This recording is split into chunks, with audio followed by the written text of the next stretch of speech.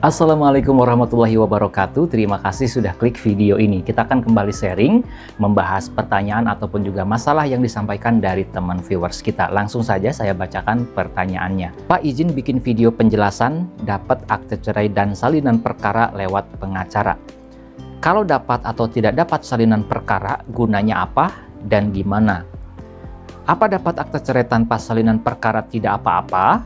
Kemudian yang terakhir, apakah dokumen kita seperti KTP dan KK dan lain-lain dikembalikan? Sebelum dilanjutkan, saya ingin mengoreksi sedikit. Tadi sahabat kita menyebutkan atau menulis salinan perkara. Nah, saya koreksi, yang benar adalah salinan putusan, bukan salinan perkara. Ya, yang dimaksud adalah salinan putusan. Apa sih isi dari salinan putusan itu? Di antaranya memuat identitas lengkap para pihak. Siapa penggugatnya, siapa tergugatnya, kemudian alasan diajukan gugatannya, apa saja diuraikan satu persatu, kemudian apa saja yang menjadi tuntutan atau permintaan dari si penggugat, kemudian kalau tergugatnya datang ke persidangan, apa jawaban dari tergugat, itu dimuat di dalam salinan putusan. Kemudian tanggapan dari penggugat atas jawaban tergugat juga dimuat dalam putusan. Kemudian tanggapan balik dari tergugat atas tanggapan penggugat juga termuat di dalam salinan putusan. Selain itu, dalam salinan putusan juga akan dimuat siapa saksi-saksi yang dihadirkan di dalam persidangan dan keterangan-keterangannya apa saja, dimuat diuraikan satu persatu, poin per poin. Kemudian bukti-bukti yang diajukan apa saja di dalam persidangan, baik dari pihak penggugat maupun dari pihak tergugat. Setelah itu, salinan putusan juga memuat tentang pertimbangan hukum dari majelis hakim. Apa yang menjadi pertimbangan hukum dari majelis hakim untuk mengabulkan atau menolak atau menyatakan tidak dapat diterima atas suatu gugatan yang diajukan. Kemudian di bagian akhir, di ujungnya disebut dengan amar putusan atau bunyi putusan. Redaksinya seperti apa? Apakah mengabulkan, menolak, atau menyatakan tidak dapat diterima?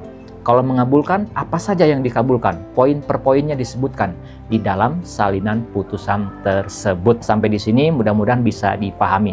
Sekarang kita masuk pada poin-poin pertanyaan dari sahabat kita tadi.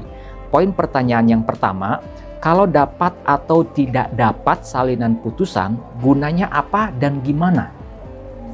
Secara singkatnya seperti ini dapat saya jelaskan.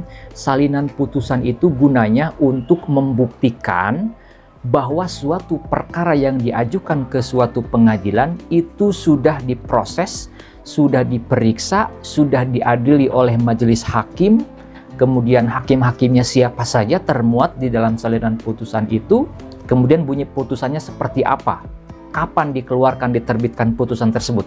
Nah, itu ya. Jadi yang pertama, sebagai bukti bahwa gugatan yang diajukan ke pengadilan tersebut sudah diputus sesuai prosedur hukum melalui serangkaian tahapan-tahapan persidangan.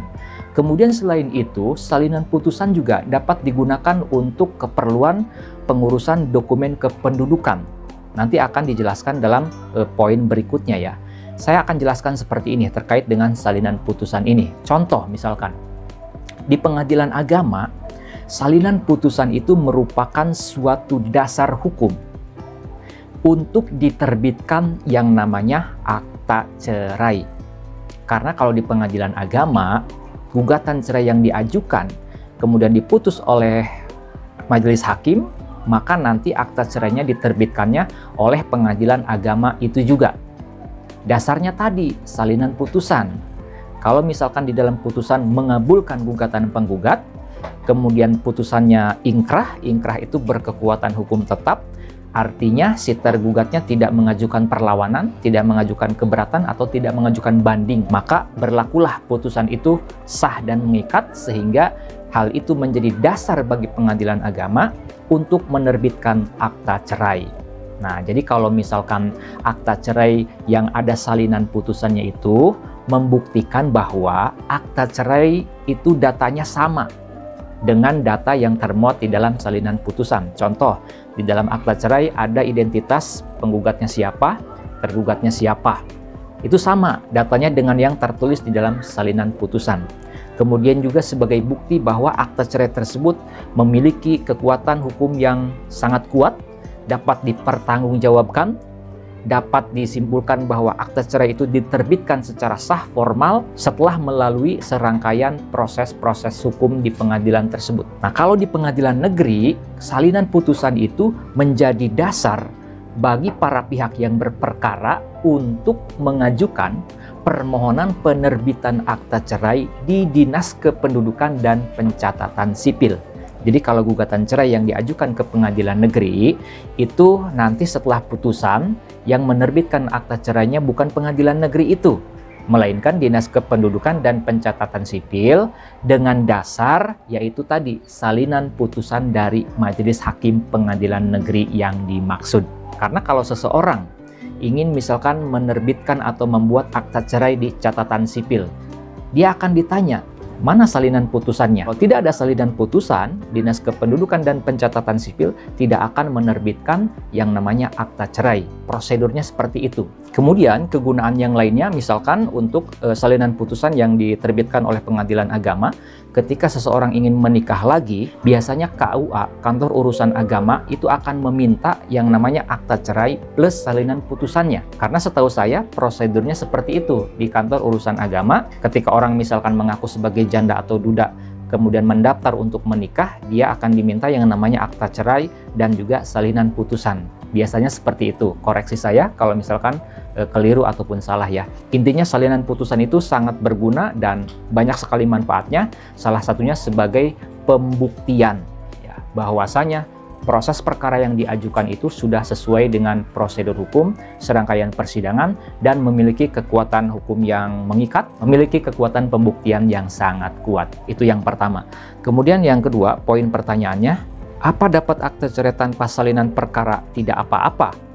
Nah, kalau misalkan suatu akta cerai yang diterbitkan tanpa adanya salinan putusan, itu menimbulkan pertanyaan, apakah akta cerai ini diterbitkan berdasarkan proses hukum yang benar, sesuai dengan aturan Mahkamah Agung, sesuai dengan prosedur persidangan di pengadilan atau tidak? Itu menimbulkan keraguan, menimbulkan kesangsian. Tapi kalau misalkan akta cerainya dilengkapi dengan salinan putusan, kemudian salinan putusannya juga sinkron dengan data yang termuat di akta cerai, maka akta cerai dan salinan putusan tersebut sudah tidak dapat dibantahkan lagi kebenarannya, keasliannya, dan juga sah secara hukum. Kemudian poin pertanyaan yang terakhir, apakah dokumen kita seperti KTP dan KK dan lain-lain itu dikembalikan? Kalau di pengadilan agama, KTP asli, kartu keluarga asli, kemudian dokumen-dokumen asli yang lain seperti akta lahir, itu dikembalikan. Hanya ditunjukkan saja aslinya, disesuaikan atau dicocokkan dengan fotokopiannya. Akan tetapi, kalau buku nikahnya, itu memang tidak dikembalikan, melainkan disimpan atau diambil oleh pengadilan agama tersebut. Karena nanti akan ditukar dengan penerbitan akta cerai. Nah, itu kalau di pengadilan agama. Gimana kalau gugatan cerai yang diajukan ke pengadilan negeri? Dokumen-dokumen asli semuanya akan dikembalikan. Yang diserahkan pada saat persidangan, di waktu sidang pembuktian di ruang persidangan, itu hanya fotokopi-fotokopi dari dokumen-dokumen tersebut. Misalkan akta nikah, KTP, kartu keluarga, akta lahir anak, dan lain-lain. Itu hanya fotokopiannya saja yang diserahkan ke majelis hakim, kemudian yang aslinya diperlihatkan untuk dicocokkan antara asli dengan fotokopiannya. Setelah itu semua aslinya dikembalikan lagi kepada para pihak. Itu kalau di pengadilan negeri. Jadi akta nikahnya diambil kembali. Kenapa diambil kembali? Karena nanti untuk mengajukan penerbitan akta cerai di catatan sipil harus dibawa nih akta nikah yang aslinya. Akta nikah yang asli, kemudian juga salinan putusan dari pengadilan negeri tadi, itu dilampirkan atau diberikan kepada petugas pegawai Dinas Kependudukan dan Pencatatan Sipil untuk meminta agar diterbitkan akta cerai. Itu saja yang dapat saya jawab, mudah-mudahan bisa menambah wawasan, khususnya buat Anda yang membutuhkan informasi terkait dengan hal ini. Kalau misalkan video ini ada gunanya, kemudian channel ini ada manfaatnya, saya minta keikhlasan, memohon keikhlasan dari pemirsa YouTube semua untuk subscribe ke channel Pengacara Santuy. Bukan siapa-siapa, hanya Lawyer Deso. Sampai jumpa di video-video selanjutnya. Assalamualaikum warahmatullahi wabarakatuh.